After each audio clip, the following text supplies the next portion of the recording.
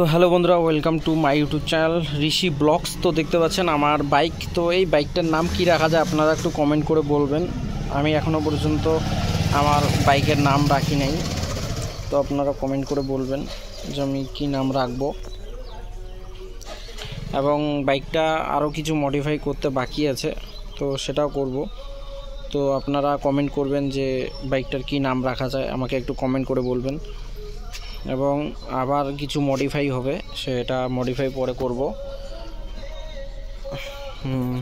তো আপনারা কমেন্ট করে জানাবেন। এবং গাট লাইটগুলো যেগুলো আছে সেগুলো আমার গাট লাইটগুলো দেখতেই পাচ্ছেন কীরকম গাট লাইটগুলো আছে।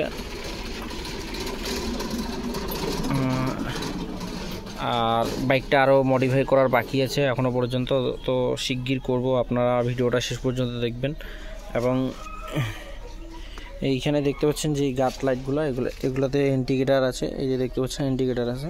তো অয়েল বেলগুলো আমি নিজেই শপে করে নিয়েছি, কারণ এগুলো আমি কিনে নিয়ে এসে করে নিয়েছি, দেখতে পাচ্ছেন। তো আপনারা কমেন্টে জানাবেন যে আমার বাইকটার কি নাম রাখা যায়। সেটা একটা নতুন নাম রাখতে হবে। আর বাইকটা মডিফাই আবার কিছু হবে, সেটা ভিডিও দিব এবং কোথা থেকে মডিফাই করছি সেটাও দেখাবো।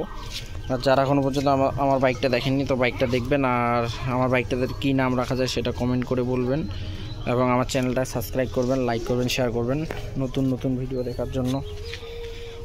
তো এখন আছি বাজারে, দেখতে পাচ্ছেন বাজারে আছি। তো বাজার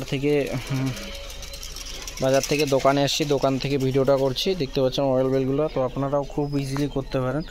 আর গিয়ার অয়েল যেটা পেট্রোল, তো একটা পাওয়ার পেট্রোলটা পাওয়া যায়।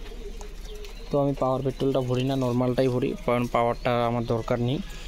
বাইকটা মডিফাই হবে, তো এখানে হালকা একটু ক্র্যাশ আসছিলো, এটা ঠিক করে নিতে হবে। কারণ আর আপনাদেরকে দেখাই, আমার এইখানে একটু ভেঙে গেছে, এই যে গার্ডটা এখানে ভেঙে গেছে, তো এই গার্ডটাও চেঞ্জ হবে।